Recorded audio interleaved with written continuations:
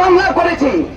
দুর্ভাগ্যজনক হলো সত্য, এই মামলার কার্যক্রম আমরা মাঠ পর্যায়ে যথাযথভাবে দেখতে পাচ্ছি না।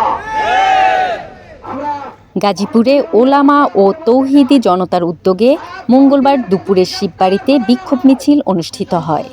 মিছিলটি থেকে বিশ্ব ইজতেমার ময়দানে সাদ বাহিনীর হাতে তাবলিগের সাথীদের উপর রাতের অন্ধকারে নির্মম হামলার অভিযোগ এনে প্রতিবাদ করা হয়। মিছিলকারীরা অভিযোগ করেন যে সাদপন্থীদের বিরুদ্ধে প্রশাসন যথাযথ ব্যবস্থা নিচ্ছে না এবং তাদেরকে গ্রেপ্তার করা হচ্ছে না। এই মামলার কার্যক্রম আমরা মাঠ পর্যায়ে যথাযথভাবে দেখতে পাচ্ছি না।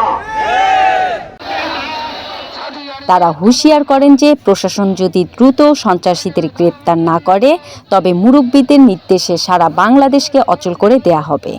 আজকে গাজীপুরে আমরা নেমেছি, আগামী দিনে মুরব্বীদের হুকুম অনুসারে গোটা বাংলাদেশ থেকে আমরা রাজপথে নামবো।